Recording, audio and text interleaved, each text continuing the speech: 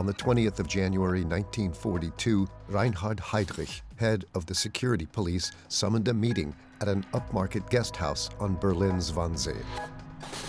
Representatives of various ministries, high party and SS officials attended. Young, educated men, most of them with doctorates.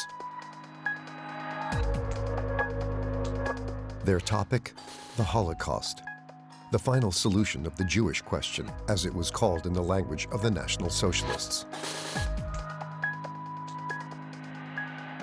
Heydrich's Judenreferent Adolf Eichmann took the minutes. 5 years later, American investigators found a copy of these minutes while preparing the trials of high-ranking Nazi administration officials. The Wannsee Conference suddenly became world famous as a symbol of the state-imposed mass murder of the Jewish people.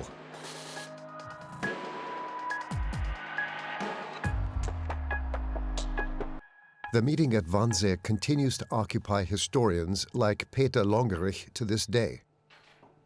Nowhere else is it so clear how the Holocaust was organized in Europe.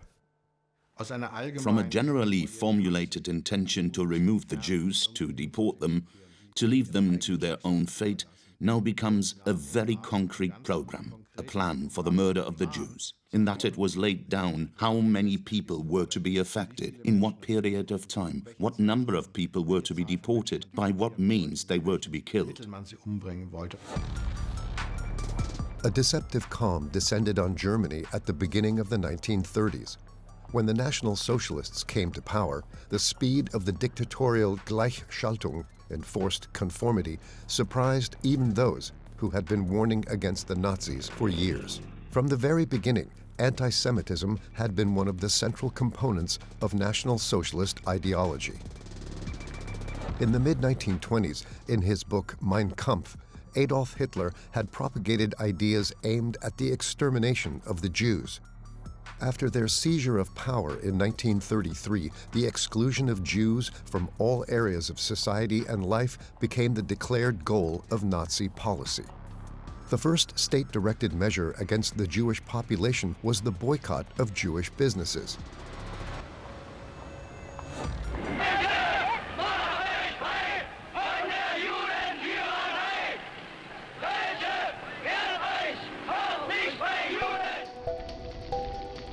After the harassment of doctors, lawyers, and merchants, the German student body staged the destruction of supposedly un-German writings. Das Zeitalter eines überspitzten jüdischen Intellektualismus ist nun zu Ende. Unser Durchbruch der deutschen Revolution hat auf dem deutschen Weg wieder die Gasse freigemacht. Und der kommende deutsche Mensch wird nicht nur ein Mensch des Buches, sondern auch ein Mensch des Charakters sein.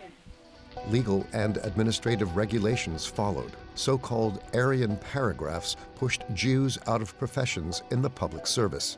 In 1935, the Nuremberg laws were enacted, which regulated the relationship between Aryans and non-Aryans, and officially labeled Jews as people of inferior rights. Nur der Staatsangehörige deutschen oder artverwandten Blutes, der durch sein Verhalten beweist, dass gewillt und geeignet ist, in Treue dem deutschen Volk und Reich zu dienen. The Nuremberg laws formed the legal basis for the increasing exclusion, persecution, and eventual extermination of the Jews, the beginning of the final solution. The concept of a final solution was actually at the center of the entire policy of the National Socialists. Behind it was the idea that the Jews were to blame for all the big problems of that time, and of course they wanted to have a total final solution. This consisted first of all of forcing the Jews to emigrate, then of deporting them to a reservation area, and finally the view that the final solution could only be achieved if the Jews were simply no longer there, that they were simply murdered. At the beginning of 1938, new protective custody regulations were introduced. Persons hostile to the people and the state could now be arbitrarily arrested and locked up in concentration camps such as Dachau. As Munich's police chief at the time, Heinrich Himmler had already had the camp built there in 1933. A model for all later concentration camps, Himmler was determined to reorganize the system of camps, capable of expansion at any time, modern and up to date. Fueled by National Socialist propaganda, Austria celebrated the Anschluss to the Reich almost frenetically. Anti-democratic convictions were booming. Many wished for strong leadership. National Socialist anti-Semitism reached a new intensity. Newsreels commented succinctly. In Wien, Juden flüchten. In order to accelerate the expulsion of the Jews, the first Central Office for Jewish Emigration was established in Vienna under the direction of Adolf Eichmann. The client was Reinhard Heydrich, the later host of the Wannsee Conference in 1942. As head of the secret security and state police, he had established a tight system of control and repression. Heydrich and his powerful security apparatus were subordinate to the Reichsführer SS Heinrich Himmler and took a key role in the persecution and murder of European Jews.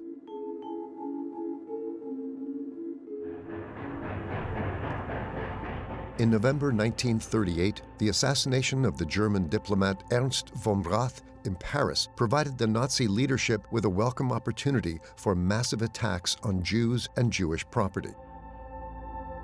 17-year-old Herschel Grinspan had shot the diplomat in retaliation for the expulsion of his Jewish parents to Poland. 2 days later, von Rath succumbed to his injuries. The indignation of the population over the alleged Jewish plot was directed and decreed from above. Jewish stores were looted, synagogues set on fire. Under the cover of the new protective custody regulations, a hunt for Jews began throughout the Reich. Tens of thousands were deported to concentration camps. Shaken by the organized terror measures, the largest emigration wave since the Nazis' seizure of power began. In total, around half of all German Jews left the country before the start of the Second World War. Escape became increasingly difficult. Due to expropriation and occupational bans, many Jewish families hardly had the means to pay for a trip abroad, and fewer countries were willing to take them in. Only a few weeks after the November pogroms, the threat of genocide was openly expressed for the first time. On the 30th of January 1939, Adolf Hitler addressed the Reichstag on the occasion of the anniversary of the seizure of power.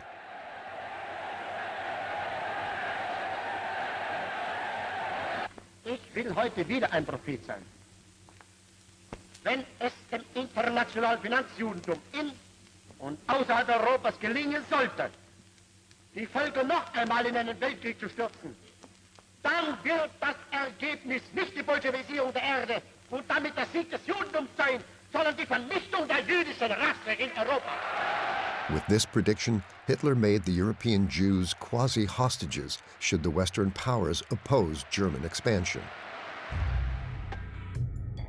With the invasion of Poland a few months later, the war for future living space in the East, long planned by the Nazi leadership, began. The German invasion was accompanied by excesses against the Polish population. The soldiers were followed by the special forces of the SS. They hunted down members of the Polish ruling class. The conquest also marked the beginning of a new radical phase in Nazi policy toward the Jews. More Jews lived in Poland than anywhere else in Europe. Jews who were now at the mercy of German rule. Der Feldzug in Polen hat uns Gelegenheit gegeben, das Judentum an seiner Niststätte kennenzulernen. Fast 4 Millionen Juden leben hier in Polen. Allerdings wird man sie unter der bäuerlichen Bevölkerung vergeblich suchen. Sie haben auch nicht unter den Wirren des Krieges zu leiden gehabt, wie die eingeborene polnische Bevölkerung. There was still no open talk of extermination. However, the Jewish population had already been grouped together in as few places as possible in so-called Jewish reservations. The overseeing Nazi administrations received their instructions with reference to as yet undisclosed final destination. These photos, probably posed, give an impression of the orderliness of the occupiers. In fact, the new masters showed no mercy. The Jewish population was to make room for German resettlers, who, until then, had lived as minorities east of the Reich's border. Tens of thousands of Jews were to be deported to temporary camps and ghettos near the country's borders. There was a lack of transport, accommodation, and food. The occupying forces accepted that the displaced would not survive the hardships. Most of Poland now belonged to the German Reich. A residual area in the east became the Generalgouvernement, a so-called neighboring country with its own legislation and administration. One of the largest ghettos, initially, was created in Lodz, renamed Litzmannstadt. There, almost at the same time, ethnic Germans from the Baltic states, resettled in the new Reich territories, were expected to be Germanized. Because the German administrators were overwhelmed, the deportations of the Jews were temporarily halted. Repressive measures against the Jewish population, on the other hand, increased. Das schwierigste Problem, vor das sich unsere Zivilverwaltung in den besetzten Gebieten gestellt sieht, ist die Judenfrage. Aus diesen Ghetto-Kaschemmen ist auf deutsche Soldaten geschossen worden. Die Strafe folgt dem Verbrechen auf dem Fuß. Dieses ostjüdische Untermenschentum hat seit jeher Westeuropa das internationale Verbrechergesindel geliefert. Von hier aus wurden die Demokratien mit Taschendieben, Zuhältern, Rauschgift- und Mädchenhändlern, internationalen Bankschiebern und Hetzjournalisten versorgt. Das sind dieselben Juden, deren Brüder, Söhne und Vettern in London und Paris für die Humanität und Zivilisation das große Wort führen. A settlement of the Jewish problem by emigration had become impossible in the meantime, wrote the head of the State Security Office, Reinhard Heydrich, to the Reich Foreign Ministry in 1940. A territorial solution had to be found. A territory that could absorb the European Jews. There were several variants of this territorial solution starting shortly after the beginning of the war. Firstly, to deport the Jews to a reservation in Poland. This failed. The second variant was the so-called Madagascar Plan in summer 1940, which was to deport 4 to 6 million Jews to the French colony. And then there was a third variant, which Heydrich came up with at the beginning of 1941. He got the order from Hitler to find a solution and came up with the proposal to deport the Jews to the soon-to-be-conquered Soviet Union. Even though the situation of the Jews in Europe was deteriorating day by day, the Nazi regime was capable of even far crueler measures. Even before the Polish campaign, Reinhard Heydrich was entrusted with the expulsion of the Jews at the behest of Field Marshal Hermann Göring. Since 1938 at the latest, Göring was the man who was generally responsible for the solution of the so-called Jewish question. At that time, it was mainly a matter of expropriation and the forced emigration of the Jews. For every further decisive step of the Jewish policy, he had to be consulted. He had to put his signature under authorizations and under general orders. Heydrich's new plan to deport European Jews to Russia became within reach when the war against the Soviet Union actually began. On June 22, 1941, German troops crossed the Russian border. The former ally was unprepared. There was little resistance. The Wehrmacht units advanced rapidly. When Adolf Hitler visited the victorious troops at the front that summer, plans for a final solution of the Jewish question were already being worked on in the Nazi administration. A written order by Hitler was never found, but the implementation of the Führer's will in the orders of his subordinates was. Like Göring's order to Heydrich of July 1941, with the task of preparing an overall draft for the implementation of the intended final solution of the Jewish question. In the Berlin ministries and Nazi organizations in the East, proposals for a final solution were being worked out on Heydrich's instructions. Meanwhile, implementation was taking place in the frontline areas. From the beginning, the war in Russia was waged with unprecedented brutality against the civilian population, especially against the Jews. The killing squads of the SS Einsatzgruppen did not shy away from murdering women and children. Their operational orders allowed them to execute radical elements, a vague term that allowed a lot of leeway on the ground. The casualty figures were less documented. The reports were distributed to the central offices of the Nazi government apparatus. There were many accomplices, and pity only for the perpetrators. One of the Einsatzgruppen leaders, Otto Ohlendorf, went on trial in Nuremberg in 1946. He described how he had wanted his men to avoid cruelty. In referring to your previous testimony, will you explain to the tribunal why you believe that the type of execution ordered by you, namely military, was preferable to the shooting in the neck procedure adopted by the other Einsatzgroups? Auf der einen Seite sollte damit erreicht werden, dass die einzelnen Führer und Männer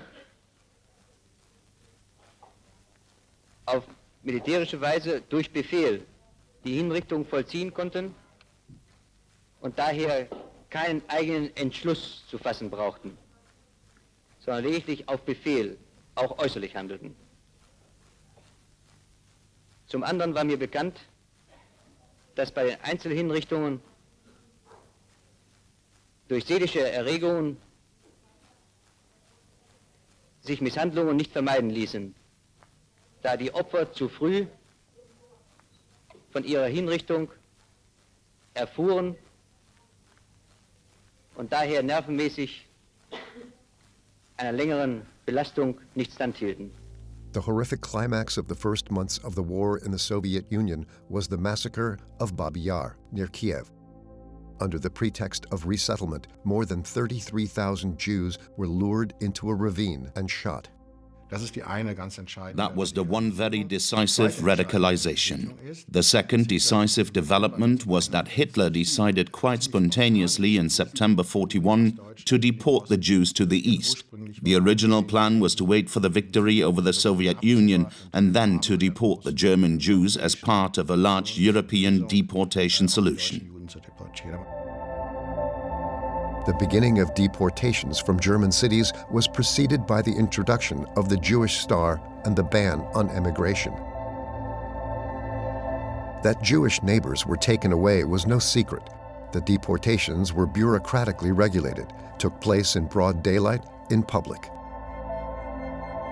There were assembly points and regulations about what they could take with them. Only the destinations of the primitive wagons were secret. From October 15, 1941, the trains rolled out of the German Reich into the already overcrowded ghettos of Lodz, Riga, or Minsk. And this now triggered a chain reaction on the ground.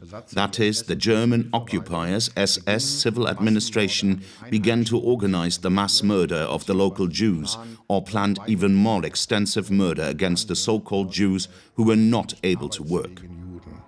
In search of effective methods for mass murder, the SS experimented with gas. There were euthanasia institutions to learn from. This murder technique was now adopted for the extermination of the Jews. In the conquered territories of Poland and the Soviet Union, mobile gas vans were used. A method not very popular with the German task forces, explained Einsatzgruppen Chief Ohlendorf in 1946 in Nuremberg. Did you receive reports from those who were working on the van? Ich habe Meldung dafür erhalten, dass die Einsatzkommandos die Wagen nur ungern benutzen. Why not? Weil die Beerdigung der Insassen für die Angehörigen der Einsatzkommandos eine starke Belastung war. This stately building on Berlin's Wannsee became the new guest house of the Reich Security Police. With this purchase, Reinhard Heydrich beat propaganda minister Goebbels to the punch, a small demonstration of the power structure in the leadership circle.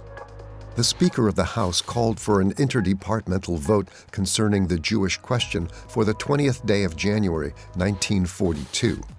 Meeting adjourned. Due to the counter-offensive of the Red Army outside Moscow and the entry of the U.S. into the war, the meeting was postponed for 6 weeks. And we were at a very decisive point in January 1942. That is, the war had now become a world war. It would be fought longer than the Nazis originally imagined, and thus they were looking for a new, more radical solution to the Jewish question. Representatives of the important Nazi ministries were invited, as well as the administrations of the occupied Eastern territories and high-ranking SS leaders. They all knew about the goals of the deportation trains and the fate that awaited the deportees. They were involved in the planning of the extermination camps and knew of the reports of the Einsatzgruppen concerning the mass murder of the Jewish population. We know that these reports circulated in large numbers, for example in the Foreign Office, and there is a remark in the Wannsee minutes that is very apt, where one of the participants says that if the people concerned were faced with the choice of either being deported or being sterilized, they would of course prefer sterilization.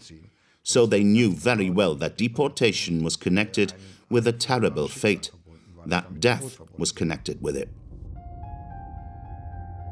Adolf Hitler had already made it clear in his inner circle of leadership that this was exactly what he had in mind.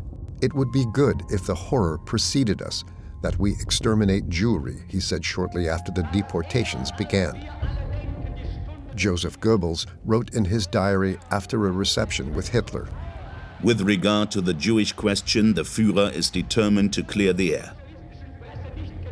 And Himmler noted, "Jewish question, to exterminate as partisans."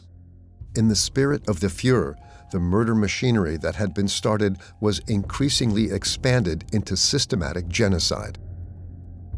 Heydrich's invitation to the Wannsee Conference, as it was later named, was another step in this direction. By referring to his legitimization by Göring, Heydrich positioned himself as a key figure in the implementation of the so-called final solution. Heydrich actually wanted to bring to an end the process that had lasted throughout 1941, in which the various ministries were to reach agreement with the Reich Main Office on the framework conditions for the deportations. And this Conference of State Secretaries was supposed to be the final point. In camouflaged language, the protocol stated, "Final solution now means, with the Führer's approval, evacuation to the east, and the measures are to affect some 11 million European Jews." There were really 4 questions that had to be answered. How was this final solution to take place? Heydrich apparently still insisted to shoot the majority of the Jews or to exhaust them to death through forced labor. The forced labor would lead to the natural diminution. The resistant remnant should be treated accordingly in order not to be the nucleus of a new Jewish construction. The second question, when? Heydrich had planned to kill the Jews over a longer period of time. Post-war clearing up was to have included killing. Now it was a question of carrying out this mass murder while the war was still going on. In the course of the practical implementation of the final solution, Europe would be combed from west to east. The start of the individual evacuation actions would depend on military developments. The third question was where. Heydrich had foreseen the Soviet Union being conquered, but it had not been conquered, so he fell back on occupied Poland. And the fourth question was who. And here, questions remained unresolved. Questions about the half-breeds and whether to treat them like Jews or to exclude them from deportations. This was a discussion held by no means out of compassion, but was about how to maintain an urgently needed workforce. The meeting lasted just under 90 minutes. No decisions were made, but there was agreement in principle.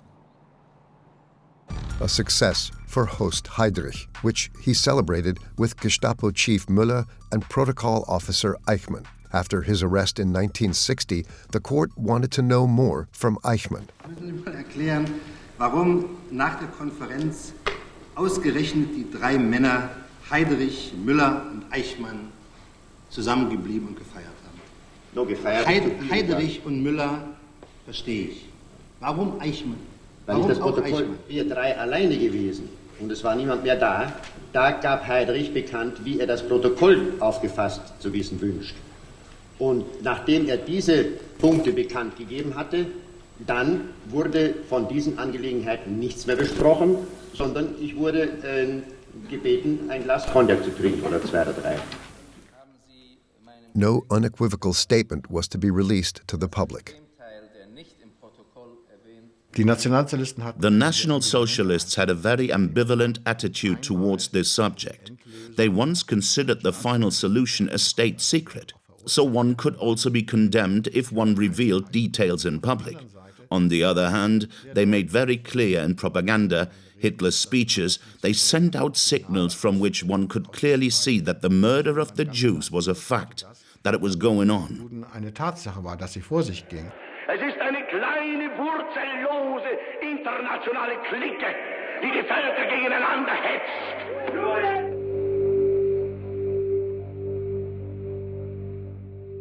So kommt es auch. And so it was that this protocol was stamped a secret Reich matter. Things weren't that secret, of course. So geheim waren die Dinge natürlich nicht. Eichmann later confirmed in court in Jerusalem that the participants had spoken clearly among themselves. Gibt es hier im Protokoll einen Passus, da steht geschrieben, abschließend wurden die verschiedenen Arten der Lösungsmöglichkeiten besprochen. Entsinnen Sie sich daran? Da sind die verschiedenen Tötungsmöglichkeiten besprochen. Verschiedenen Tötungsmöglichkeiten? Jawohl. Nun ist mir diese Sache heute nicht mehr gegenwärtig, Herr Präsident, aber ich weiß, dass die Herren beisammen gestanden, beisammen gesessen sind und haben hier eben in sehr unverblümten Worten, nicht in den Worten, wie ich sie dann ins Protokoll geben musste, sondern in sehr unverblümten Worten die Sache genannt, wie sie eben, ohne sie zum Schreiben. Es wurde von Töten und Eliminieren und Vernichten gesprochen. Reinhard Heydrich had resided in Prague Castle as Reich Protector for Bohemia and Moravia since September 1941. Under his command, arrests and executions were the order of the day. 3 months after the Wannsee Conference, Czech politicians in exile organized an assassination attempt on the hated SS man. A hand grenade hit his open car. Heydrich died of his injuries a few days later. The SS took terrible revenge. The village of Lidice near Prague was razed to the ground. This was where the assassins are said to have been hidden. The men of the village were shot, women and children deported to concentration camps. With Heydrich, Heinrich Himmler lost an important ally in Jewish policy, but also a competitor who had worked on his own draft for the final solution of the Jewish question on behalf of Göring. I think that the death of Heydrich signified once again a radicalization of this process, which was already underway, because Himmler indeed had a free hand after Heydrich's death. Heydrich, after all, was still dependent on writing this draft in order to get Göring's approval. Himmler didn't need this approval because he could address Hitler directly. And so a possibly inhibiting element was eliminated here. And it is quite significant that Himmler took over the leadership of the Reich Security Main Office himself after Heydrich's death. The SS chief personally took care of the expansion of the concentration and extermination camps in occupied Poland. Under the name Aktion Reinhardt, he ordered the systematic murder of Jews from the general government. Auschwitz was expanded to become the largest Nazi extermination camp. The name Auschwitz was to become a worldwide symbol of Nazi terror and genocide. By the end of the war, an estimated 1.5 million people had been murdered in Auschwitz. They died of gas, of hunger, and of disease. Nearly 90% of them were Jews. Under cruel conditions, the prisoners had to construct the buildings and facilities themselves. Trains with deportees rolled in from all parts of Europe. The killing factory was tightly organized. Even the transports claimed countless victims. Those who arrived were sorted at the unloading ramp into those who were able to work and those who were not. Those who could not work were immediately sent to the gas chambers.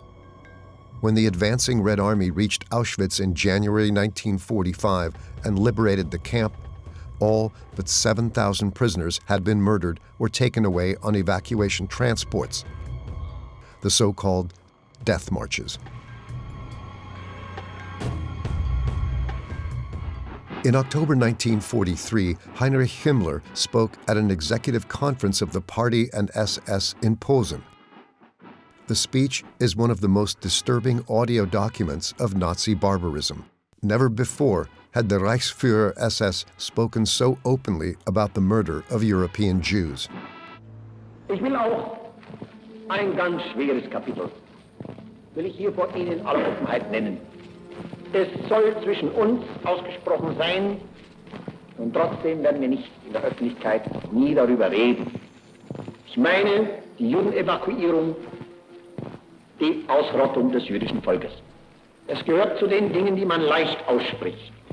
Das jüdische Volk wird ausgerottet. Das sagt Ihnen jede Parteigenosse. Ganz klar steht in unserem Programm drin, Ausschaltung der Juden, Ausrottung machen wir, Kleinigkeit.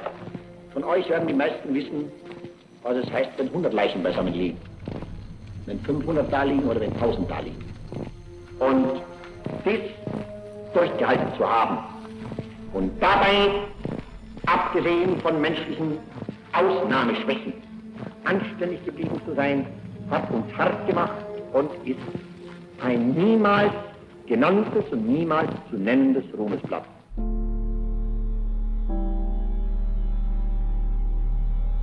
Two years later, no one spoke of glory anymore. The citizens of Weimar were taken to Buchenwald concentration camp, for a time the largest forced labor camp on German soil, on the orders of the U.S. military administration. The camp was just under 7 kilometers from the Thuringian University town of Weimar. People were made to see with their own eyes the horrors and atrocities perpetrated in their midst, atrocities no one had wanted to know about. The deportations had been routed through the main streets. There were bus connections, prisoners worked in the city. Immediately after the liberations, disturbing documentary footage was taken and shown to the public. In other camps, too, the U.S. military administration ordered forced tours. Impressions that now evoke disgust, bewilderment, guilt, and shame.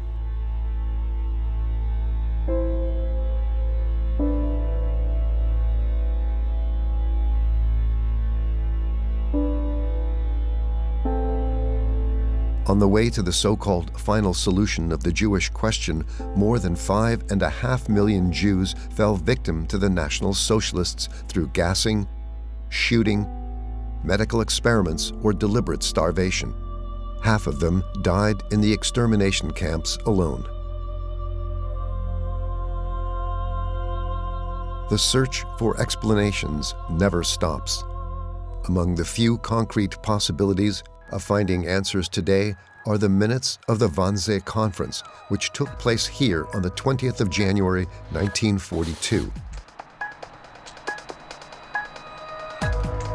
The minutes belonged to the Undersecretary of State at the Foreign Ministry, Martin Luther.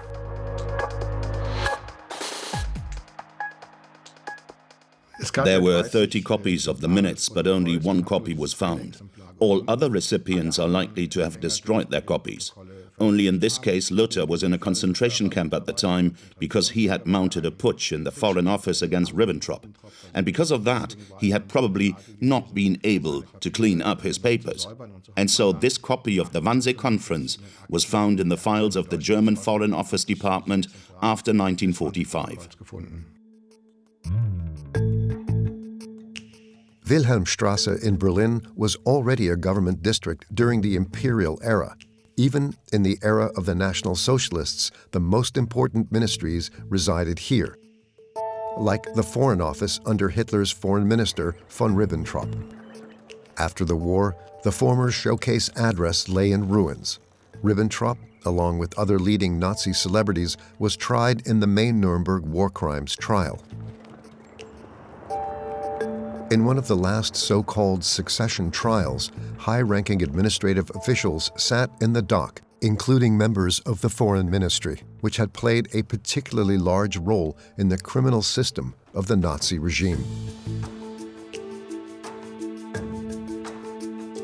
The main defendant was State Secretary Ernst von Weizsäcker, father of the future German president and Ribbentrop's deputy.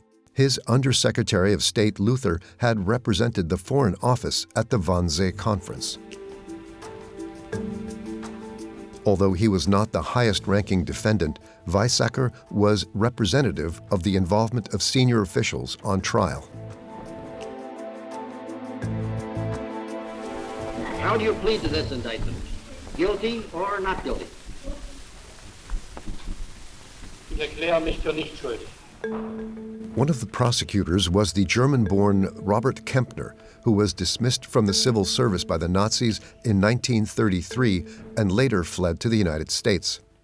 From his time in the Prussian Ministry of the Interior, he was well versed in the bureaucratic jungle of the German authorities. In an interview from the year 1980, he characterized the accused thus. Without these people, many things would have gone wrong. They were just the technicians. They could have worked just as well under a democracy as under the pressure of a dictatorship, but they were necessary. Von Weizsäcker was accused, above all, of collaboration in plans for the destruction of the rest of Czechoslovakia and of signing orders for the deportation of French Jews. In court, he claimed that he had wanted to prevent a major war. Weizsäcker was undoubtedly one of the most interesting and a very problematic personality. When someone is in this high position and then dances, as it were, at two weddings, the wedding of the good people and on the other side the wedding of the devil, then it is difficult to make a judgment about this person. The bad thing about Weizsäcker, in my opinion, was that he didn't disclose to us from the very beginning this double role that he played, as he said.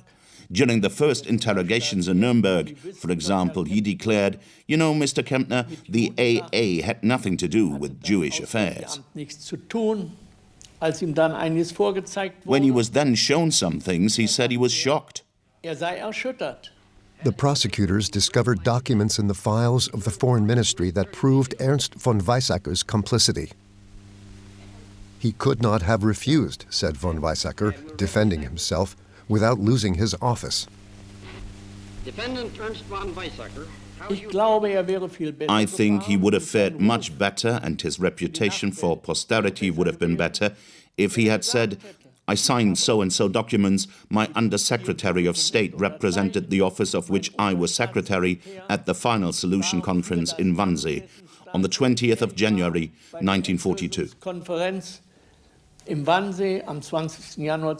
Instead of that, he later defended himself with trifles. Whether the signature was so, or whether the signature was not his after all. He and his ministry had given Eichmann the green light as to whether Eichmann could also carry out the deportation of Jews in foreign countries.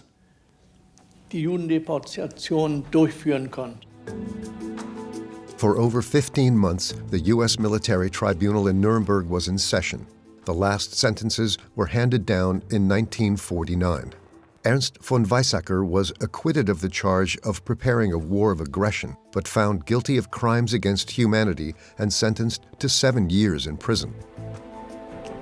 Nowhere had evidence been found, the verdict stated, that the defendant had tried to prevent the deportations.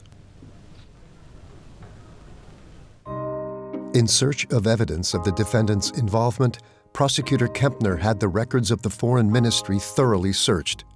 With success. Kempner's colleague Betty Nutte immediately recognized the explosive nature of the minutes she had found. 15 pages that lend special weight to the Wannsee Conference to this day.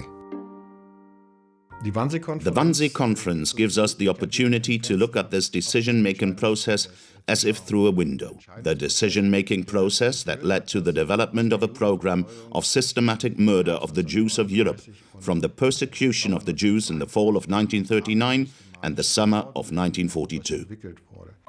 A process in which many participated for a wide variety of motives. Today, the minutes give everyone the opportunity to get their own impression of the systematic radicalization of Jewish policy. The members of a government, secretaries of state, talked more or less openly about the murder of 11 million people. And that's something that makes it clear that the Holocaust is also different from other mass crimes, from other genocides, because there was a very clear element of planning, of intention, of taking responsibility at a high level. None of those invited to the conference was held legally responsible for their participation. There was also no moral sense of guilt. There was only one participant, the representative of the Reich Chancellery, Kritzinger, who said quite openly that he was not only there, but that he also knew what it was all about. And also, in a certain way, in his statement, he expressed his regret. He had taken the position that he had to stay in his office as long as it was possible. And that is the only halfway open statement from the participants that we have. The further fate of the participants of the Wannsee Conference. Alfred Mayer took his own life in May 1945. Georg Leibbrand went unpunished. He died in Bonn in 1982. Wilhelm Stuckart served his sentence of internment. He died in 1949 in a car accident. Erich Neumann was released from prison in 1948. He died 3 years later. Roland Freisler was killed in an air raid on Berlin in February 1945. Joseph Bühler was sentenced to death in Krakow in 1948. Martin Luther, whose minutes had been preserved, was sent to the Sachsenhausen concentration camp because of an intrigue and died shortly after his liberation in May 1945. Gerhard Klopfer went unpunished. He worked as a lawyer until 1987. Wilhelm Kritzinger died in 1947 after release from internment. Otto Hoffmann was sentenced to 25 years in prison and then pardoned. He died in 1982. The fate of Gestapo chief Heinrich Müller is unclear. He was last seen in the Führer bunker and since then was considered missing. Adolf Eichmann, who had written the Wannsee Minutes, fled to Argentina, was arrested in 1960 and executed in Jerusalem. Eberhard Schöngarth was executed in 1946 for shooting a prisoner of war. Rudolf Lang committed suicide in February 1945. Reinhard Heydrich, the host of the Wannsee Conference, died in 1942 after his assassination in Prague. The former guest house of the SS, in which the conference on the final solution to the so-called Jewish question had taken place, has, since 1992, been a memorial. Interest in the house and its history has continued unabated ever since. It certainly has a lot to do with the minutes, which is one of the few documents that is so detailed. And it has to do with the fact that we have a place that you can actually visit, where you can actually connect these events, which are not easy to explain, with something concrete.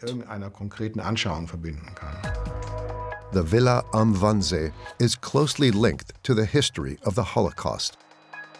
Even though we know today that the decision to bring about the so-called final solution to the Jewish question was not made here, what we do know from Wannsee is that it was a decision that was supported and implemented by many people, and that those who questioned it were far too few.